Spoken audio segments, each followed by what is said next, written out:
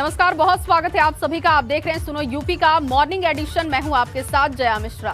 नमस्कार, मैं हूं आपके साथ अनु सिंह। बुलेटिन में बात दिल्ली में भाजपा की बड़ी बैठक की, जिसमें अयोध्या से उम्मीदवार फाइनल हो सकता है। इस वक्त की ये बड़ी खबर आपको बताएंगे।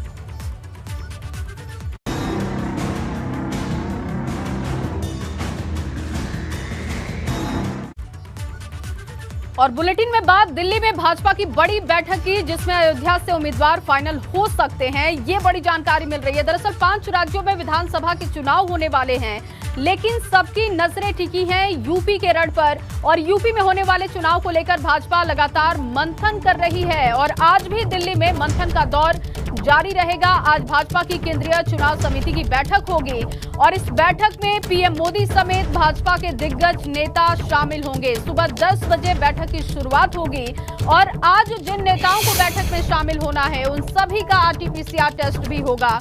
ये बैठक वर्चुअली भी हो सकती है। सभी नेताओं को वर्चुअल बैठक के लिए तैयार रहने को कहा गया है।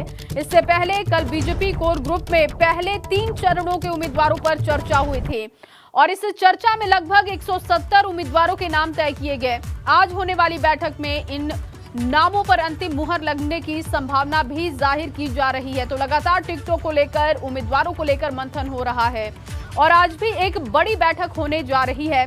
माना जा रहा है कि वर्चुअल भी ये बैठक हो सकती है। हालांकि सभी नेताओं का जो इस बैठक में मौजूद होंगे, उनका आरटीपीसीआर टेस्ट हो चुका है। कल बुधवार को बीजेपी कोर ग्रुप की बैठक हुई थी, नामों पर मंथन हुआ था, लेकिन आज भी भाजपा का महामंथन देखने को मिलेगा।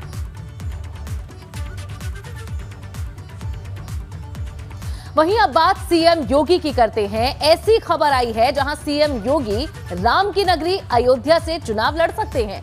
दिल्ली में बीजेपी कोर ग्रुप की बैठक हुई, जिसमें नेताओं के बीच इस पर चर्चा हुई है। मुख्यमंत्री योगी आदित्यनाथ के अयोध्या से विधानसभा चुनाव लड़ने की चर्चा के बीच सूत्रों के हवाले से खबर है कि केंद्रीय चुनाव समिति में प्रधानमंत्री नरेंद्र मोदी इस पर आखिरी फैसला ले सकते हैं। तो इससे पहले मथुरा से उनके चुनाव लड़ने की सीएम योगी के खबरें आई थी, लेकिन अब जानकारी है कि अयोध्या से सीएम चुनाव लड़ सकते हैं।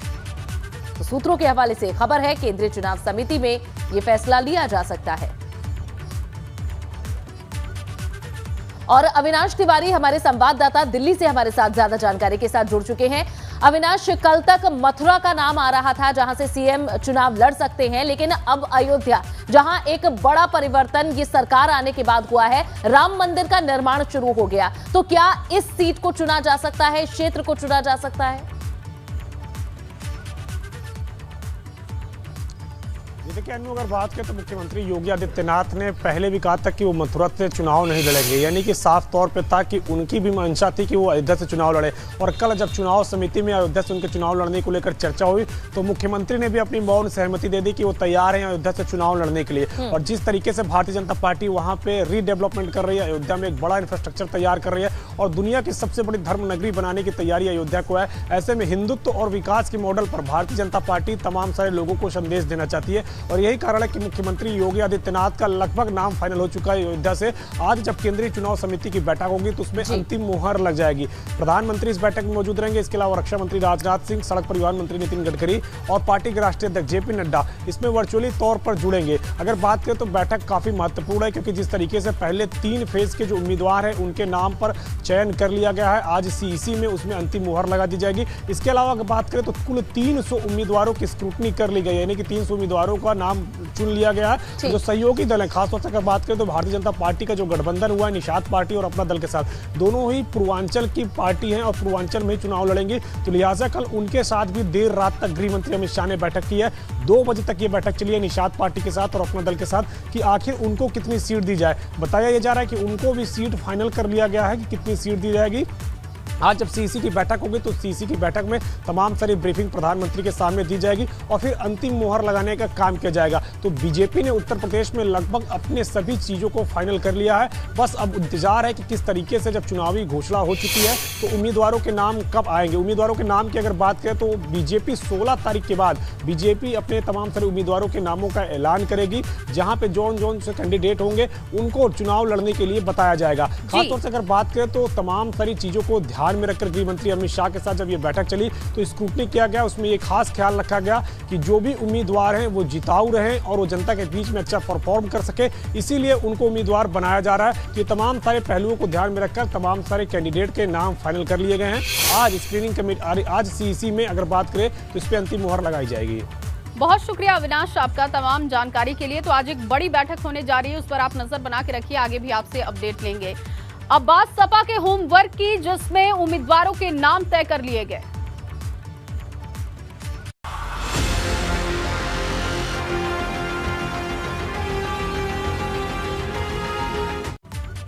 और अब बात सपा गठबंधन की। सपा गठबंधन भी आगामी चुनावों को लेकर एक्टिव है और एक तरफ अखिलेश यादव लगातार पार्टी में नेताओं को शामिल करा रहे हैं, तो वहीं दूसरी तरफ उम्मीदवारों को लेकर भी मंथन हो रहा है। कहा जा रहा है कि यूपी में पहले और दूसरे चरण के विधानसभा चुनाव के लिए सपा गठबंधन के उम्मीदवारों की लिस्ट आज शाम तक जारी हो सकती है। सीटों के बंटवारे के लिए सपा के अध्यक्ष अखिलेश यादव ने पार्टी के सहयोगी दलों के नेताओं के साथ बुधवार को बैठक की, जिसमें टिकट बंटवारे को लेकर गहन विचार विमर्श किया गया। आपको बता दें कि आगामी विधानसभा चुनाव में सपा के साथ राष्ट्रीय लोकदल, महान दल, प्रगतिशील समाजवादी पार्टी, जनवादी पार्टी, सुहेलदेव भारतीय समाज पार्टी समेत कई अन्य दलों ने गठबंधन किया है। तो उम्मीदवारों के नामों पर मंथन हो चुका है और माना जा रहा है कि आज शाम तक लिस्ट सामने आ सकती है। हालांकि कल ओपी राजभर ने भी इस बात के संकेत दिए थे कि संतुष्ट चर्चा हुई है और उम्मीदवारों की लिस्ट आज शाम तक आ सकती है। तो सपा ने अपना होमवर्क पूरा कर लिया है। सपा उम्मीदवारों की लिस्ट आज जारी भी कर सकती है। पहले और दूसरे चरण के उम्मीदवारों का ऐलान आज किया जा सकता है और कल उम्मीदवारों पर मंथन हुआ था। अखिलेश यादव ने उम्मीदवारों का इंटरव्यू लिया था। क्या पूरा प्रोसेस रहा वो हम आपको समझा रहे हैं। सीट बंटवारे को लेकर चर्चा की गई थी, उम्मीदवारों के नामों पर मंथन किया गया था और सबसे बड़ी बात कि जो टिकट के लिए पहुंचा था उसे अखिलेश यादव के इंटरव्यू से गुजरना पड़ा। अखिलेश यादव ने सवाल किए और उन सवालों के जवाब के बाद अब एक पूरी लिस्ट तैयार की गई है और माना जा रहा है कि आज उम्मीदवारों की लिस्ट सामने आ सकती है। किसको कितनी सीट मिली, क्या गणित है, ये अब आपको बताते हैं। संभावनाओं का गणित क्या है, देखिए आरएलडी के खाते में माना जा रहा है कि 26 से 30 सीटें हैं। सुभाषपा के लिए 8 सीटें तय की गई हैं। महान दल के लिए 3 सीटें तय की गई हैं, जबकि जनवादी पार्टी सोशलिस्ट की बात की जाए तो इनके खाते में भी 3 सीट, अपना दल के 2 सीट फाइनल किए गए हैं, जबकि टीएमसी के लिए 1 सीट फाइनल और एनसीपी के लिए भी 1 सीट की बात अब तक सामने आ रही है। तो ये पूरा गणित है अखिलेश यादव ने जो तय किया है। माना जा रहा है कि इन्हीं तरीकों से सीटों का बंटवारा किया गया है। हालांकि जब उम्मीदवारों की लिस्ट सामने आएगी तो देखना होगा कि किसके खाते में कितनी सीटें गई हैं, लेकिन जो संभावनाओं का गणित है वो हमने आपको समझाया। चलिए अनु का रुख करेंगे। अनु, क्या अगली खबर आपके पास? बिल्कुल जया, अब हमारे संवाददाता अनुभव शुक्ला हमारे साथ जुड़ गए हैं लखनऊ से। उनके पास सीधा चलेंगे और जानेंगे कि आखिर ये गणित किस तरह से वे देख रहे हैं और क्या जमीन पर हकीकत है इन पार्टियों की। तो अनुभव, सबसे पहले बताएं कि ये जो बैठकों का दौर चल रहा है समाजवादी पार्टी में अपनी गठबंधन में सहयोगी पार्टियों के साथ, और जो यहाँ तालमेल बन रहा है वो कैसा है? टिकटों का, सीटों का बंटवारा किस तरह से हो रहा है? आसान है, अंडरस्टैंडिंग है, या फिर यहाँ पर भी सिर फुटबॉल की कोई स्थिति दिख रही है? देखिए, कल जो अखिलेश यादव ने अपने सहयोगी साथियों की बैठक बुलाई उसमें सब चीज़ें तय हो चुकी हैं। किसको कितनी सीट देनी है, किस तरीके से चुनाव लड़ना है, चुनाव की क्या रणनीति रहेगी, इन सारी चीज़ों पर चर्चा हो चुकी है।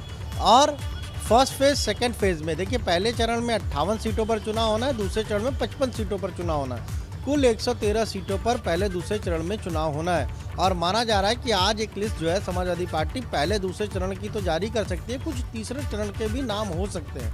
कल हमने खुद ओम प्रकाश राजभर से पूछा, हमने कहा कि भाई आप पहले दूसरे चरण में आपके लोगों को टिकट मिलेगा? उन्होंने कहा पहले दूसरे चरण में हमारा कोई भी उम्मीदवार नहीं होगा, यानी उनको पहले और दूसरे चरण में उनकी पार्टी का कोई भी उम्मीदवार नहीं होगा, यानी उनका कोई भी कैंडिडेट का नाम घोषित नहीं होगा। सबसे ज़्यादा पहले और दूसरे चरण में अगर हम देखें तो आरएलडी को जो है वो सीटें मिलेंगी गठबंधन में, और ये माना जा रहा है कि 30, 32, 33 के आसपास आरएलडी को सीटें मिलेंगी। उसमें भी एक फार्मूला है, वो फार्मूला ये है कि तकरीबन 11 से 12 सीटें ऐसी रहेंगी, अगर 30-32 के आसपास 33 सीटें मिली तब 11-12 सीटें ऐसी रहेंगी जहां पर समाजवादी पार्टी के उम्मीदवार होंगे। और अगर ये संख्या 25 से 27 के बीच होगी तो उनकी संख्या 7 से 8 हो जाएगी जहां पर कैंडिडेट समाजवादी पार्टी का होगा। तो ये पूरा फॉर्मूला तैयार हो चुका है। अगर महान दल की बात करें, उनको 2 सीटें मिलेंगी, वो पहले ही बता चुके हैं। केशव देव मौर्य हमसे बातचीत में उन्होंने अपने दोनों बेटों के लिए टिकट मांगा है, वो मिल जाएगी। कृष्णा पटेल की पार्टी को भी 2 या 3 सीटें मिल जाएंगी। इसी तरीके से संजय चौहान की पार्टी को भी 3 या 4 सीटें मिल सकती हैं। तो सारे लोगों से बातचीत हो सकती है। देखिए, एनसीपी को 1 सीट मिल गई है बुलंदशहर की। इसके अलावा ललितेश पटेल पार्टी जो कांग्रेस छोड़कर टीएमसी में शामिल थे, उनको मिर्जापुर की सीट मिली है। तो इस तरीके से तमाम सारे लोगों को जो सीटें हैं वो मिल चुकी हैं। बातचीत में कल तय हो चुका है। अब बस इंतजार है कि समाजवादी पार्टी की लिस्ट कब जारी होगी। कहा जा रहा है और अनुभव, इसकी संभावना आज के लिए भी जताई जा रही है और देखना होगा कि क्या आज ये पहली लिस्ट समाजवादी पार्टी की गठबंधन की आती है नहीं। अनुभव, शुक्रिया इस पूरी जानकारी के लिए आपका। और अब आगे बढ़ते हैं। एबीपी गंगा के पास ब्रज क्षेत्र में सपा रालोद के उम्मीदवारों से जुड़ी एक बड़ी खबर है।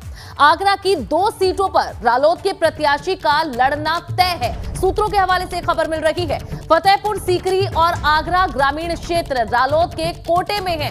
सूत्रों के हवाले से बड़ी जानकारियां आपको दे रहे हैं। खैरागढ़ पर प्रत्याशी किसी का और सिंबल दूसरे का, इस पर भी विचार हो रहा है। तो सूत्रों के हवाले से अहम जानकारियां। मथुरा सदर छोड़ बलदेव, गोवर्धन, माट और छाता सीट आरएलडी के खाते में जाना तय है। तो ये कुछ बड़ी जानकारी आपको दे रहे हैं, जहां कुछ सीटों पर पार्टियों के जो उम्मीदवार हैं वो तय हो गए हैं। सूत्रों के हवाले से एबीपी गंगा के पास ये बड़ी जानकारी है। ब्रज क्षेत्र के अंदर सपा और रालोद के प्रत्याशी का लड़ना तय है। और नितिन उपाध्याय हमारे संवाददाता आगरा से जुड़ चुके हैं। बिल्कुल, तो इस वक्त 2 संवाददाता हमारे मौजूद हैं। अनुभव शुक्ला लखनऊ से लगातार हमारे साथ बने हुए, नितिन उपाध्याय आगरा से इस वक्त हमारे साथ जुड़ चुके हैं। नितिन, ये सूत्रों के हवाले से खबर है, लेकिन ये कह सकते हैं कि पुख्ता खबर है, क्योंकि एबीपी गंगा लगातार इस पर नजर बनाए हुए था और अब जानकारी मिल रही है कि सपा रालोद के उम्मीदवार जो फॉर्मूला तय कर रहे थे उसके हिसाब से आगरा की 2 सीटों पर रालोद के प्रत्याशी लड़ सकते हैं। इस तरीके की खबर सामने है। आपके पास इसको लेकर क्या अपडेट है, क्या जानकारी? देखिए, समाजवादी पार्टी और राष्ट्रीय लोकदल का जो गठबंधन है और उसमें जिस तरह से जो सीट शेयरिंग का जो फॉर्मूला है, उस पर लंबे समय से एक्सरसाइजेस दोनों दलों के राष्ट्रीय अध्यक्ष कर रहे थे, लेकिन आज में उसका औपचारिक ऐलान हो सकता है। और ऐसे में एबीपी गंगा के पास जानकारी है कि जो पश्चिम उत्तर प्रदेश और ब्रज क्षेत्र में खासा प्रभाव रखने वाली जो आरएलडी है, उसकी जो वो कौन कौन सी सीटें उसको मिलेगी, उसमें जो जानकारी निकलकर सामने आई है कि आगरा में 9 विधानसभा सीटें हैं, लेकिन फतेहपुर सीकरी और आगरा ग्रामीण जाट बाउली सीट है और वहाँ आरएलडी लंबे समय से दावा पेश कर रही है, तो वो उनके खाते में जाती दिख रही है। एक सीट और है खेरागढ़ में कहा जा रहा है कि अगर कि सिंबल अगर समाजवादी पार्टी का होगा तो आरएलडी का प्रत्याशी होगा, या आरएलडी का सिंबल होगा तो कैंडिडेट समाजवादी पार्टी का होगा। तो कुल मिला के इस तरह का भी फॉर्मूला चल रहा है। इसके साथ ही मथुरा सदर सीट छोड़कर जो माट सीट पर संजय लाटर है, समाजवादी पार्टी के एमएलसी, उनको आरएलडी के कोटे से लड़ाया जा सकता है। इसके साथ ही जो बाकी जो 3 सीटें हैं, जो छाता है, जो बलदेव है और जो गोवर्धन है, वह आरएलडी के जो चुनाव चिन्ह है उस पर आरएलडी के प्रत्याशी उतरेंगे। जानकारी हमें यह मिली है कि करीब 40 सीटों पर यह बातचीत हुई है, दोनों तरफ से इस पर सहमति बनी है, लेकिन 32 सीटों पर आरएलडी के चुनाव चिन्ह हैंडपंप पर उम्मीदवार उतरेंगे। करीब 7 से 8 सीटें ऐसी हैं जहां यह हो सकता है कि आरएलडी का प्रत्याशी हो, चुनाव चिन्ह समाजवादी पार्टी का हो, या समाजवादी पार्टी का प्रत्याशी हो, चुनाव चिन्ह आरएलडी का हो। इस तरह की पूरी जो कवायद देखने को मिल रही है। और अब यह भी है कि एक पूरे 403 सीटों का कहा जाए फॉर्मूला निकलकर सामने नहीं आएगा, चरणबद्ध तरीके से फेज वाइज जो लिस्ट आएगी।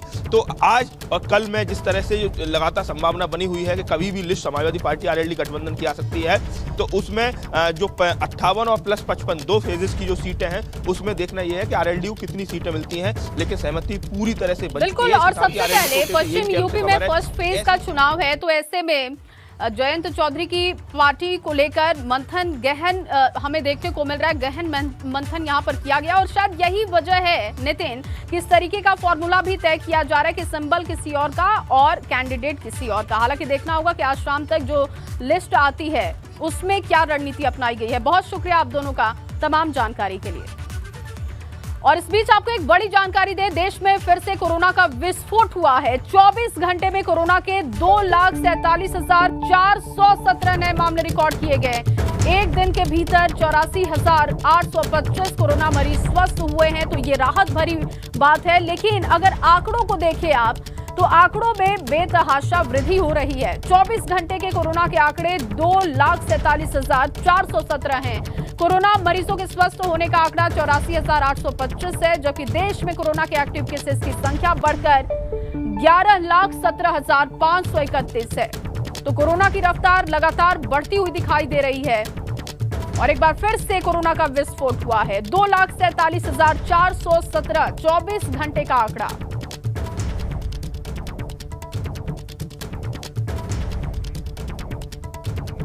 और बड़ी खबर आपको प्रयागराज से दे, माघ मेले पर रोक लगाने के मामले में आज सुनवाई होने वाली है। इलाहाबाद हाई कोर्ट में ये सुनवाई होगी और याचिकाकर्ता ने तुरंत सुनवाई का हवाला दिया है। याचिका में लाखों की भीड़ से कोरोना विस्फोट की आशंका की बात है।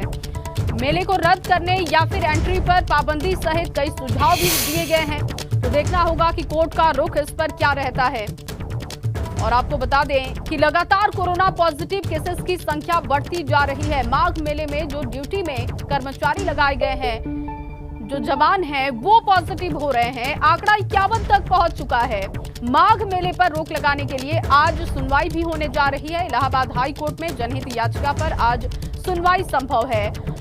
याचिकाकर्ता ने तुरंत सुनवाई का हवाला दिया है और याचिका में लाखों की भीड़ से कोरोना विस्फोट की आशंका की बात कही गई है। मेले को रद्द करने या फिर एंट्री पर पाबंदी सहित कई सुझाव भी दिए गए हैं, तो देखना होगा कि कोर्ट का रुख इस पर क्या होगा।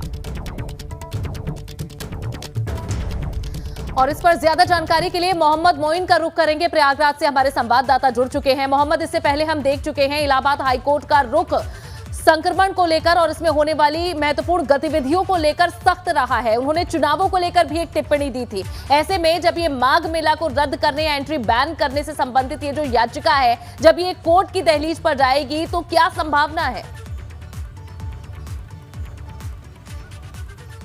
जी बिल्कुल, आपको बता दें कि देश में एक तरफ कोरोना के मामले तेजी से बढ़ते जा रहे हैं, तो वहीं संगम नगरी प्रयागराज में आस्था के नाम पर माघ मेला लगाकर लाखों की भीड़ जुटाए जाने की तैयारी है। इस मेले पर रोक लगाए जाने की मांग को लेकर इलाहाबाद हाईकोर्ट में पीआईएल दाखिल की गई है। इसके साथ साथ एक और लेटर पिटीशन चीफ जस्टिस को भेजी गई है। बहुत संभव है कि इस पीआईएल पर आज सुनवाई हो जाए।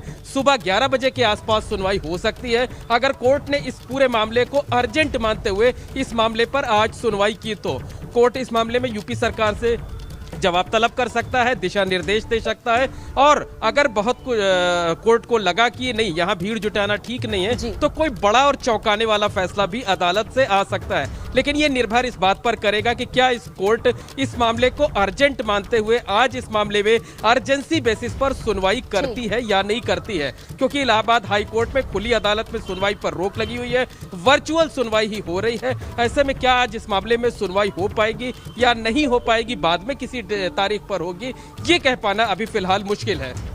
जी, ये भी बताएं मोहम्मद मोइन की आखिर ये किस तरह की तैयारी अभी तक इस मेले को लेकर की गई है, कब से इसकी शुरुआत है और कितने लोगों के इसमें पहुंचने की संभावना है? देखिए, आपको बता दें कि जो प्रयागराज का माघ मेला है वो कल यानी मकर संक्रांति से शुरू होगा और 1 मार्च यानी महाशिवरात्रि तक चलेगा। 47 दिनों के इस मेले में कई करोड़ श्रद्धालुओं के आने की उम्मीद है। तकरीबन 1.5 से 2 लाख श्रद्धालु यहाँ पर कल्पवास करते हैं। इसके साथ साथ रोजाना लाखों की संख्या में जो श्रद्धालु हैं वो यहाँ पर आस्था की डुबकी लगाने के लिए आते हैं। तो पूरे मेले में मतलब बहुत बड़ी संख्या में श्रद्धालु आते हैं। इसके लिए तंबुओं का एक शहर वो अलग से आबाद किया जाता है। बिल्कुल जिस तरह से किसी जिले में सारी सुविधाएं दी जाती, उसी तरीके की सुविधाएं इस तंबुओं के शहर में कल्पवासियों, श्रद्धालुओं श्रद्धालुओं और साधु संतों के लिए तैयारियां की गई हैं। तो कल मकर संक्रांति के स्नान पर्व के लिए, कल्पवास के लिए श्रद्धालुओं का आना शुरू हो गया है। श्रद्धालुओं के जत्थे माघ मेला क्षेत्र में एंट्री करने लगे हैं। लेकिन एक हैरानी वाली बात यह है कि 3 दिनों में 51 संक्रमित मिलने के बाद भी मेले में कहीं कोई रोक टोक नहीं है। लोग बेधड़क बिना रोक टोक के माघ मेले में एंट्री कर रहे हैं। जो एंट्री पॉइंट्स है वहां ना तो पुलिस की टीम नजर आ रही है,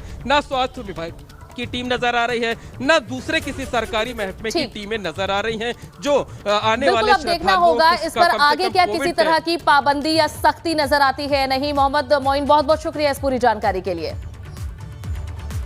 और चलिए आगे बढ़ते हैं। मायावती ने भी इससे संबंधित एक ट्वीट किया है। मुजफ्फरनगर जिले में यूपी के पूर्व गृह मंत्री रहे श्री सईद दुज्जमा के बेटे श्री सलमान सईद ने कल दिनांक 12 जनवरी को बीएसपी प्रमुख से देर रात मुलाकात की थी। दूसरे मुद्दे पर ट्वीट मायावती का, इसमें कांग्रेस छोड़कर बहुजन समाज पार्टी में वे शामिल हो गए। ये जानकारी मायावती ने इस ट्वीट के जरिए दी है। श्री सईद को बीएसपी के चरथावल विधानसभा की सीट से अपना उम्मीदवार बनाया गया है, मायावती ने जानकारी दी है। इसके साथ ही सहारनपुर जिले के पूर्व केंद्रीय मंत्री श्री रशीद मसूद के भतीजे और श्री इमरान मसूद के सगे भाई श्री नोमान मसूद भी कल लोक दल छोड़कर बहुजन समाज पार्टी में शामिल हो गए। बीएसपी प्रमुख ने इन्हें गंगोह विधानसभा की सीट से अपनी पार्टी का उम्मीदवार बनाया है। तो जहां पार्टियों के नेता अपनी पोजीशन चेंज कर रहे हैं, एक पार्टी से दूसरी पार्टी का रुख कर रहे हैं, इसी बीच मायावती का ये ट्वीट। और चलिए इस बीच आपको कानपुर से एक बड़ी खबर दे दे। शिखर पान मसाला और गणपति रोड कैरियर्स पर छापेमारी का मामला है। दोनों कंपनियों का काला चिट्ठा अपने साथ ले गई है डीजीजीआई की टीम और स्टेट जीएसटी के अफसरों से दोनों कंपनियों का ब्यौरा लिया गया है। पूछताछ के जरिए 50 ट्रकों के नंबर भी जुटाए गए हैं। शिखर पान मसाला के प्रदीप अग्रवाल के 2 करीबियों से पूछताछ हुई थी। पान मसाला फैक्ट्री उत्पादन और टैक्स का डेटा इकट्ठा किया गया।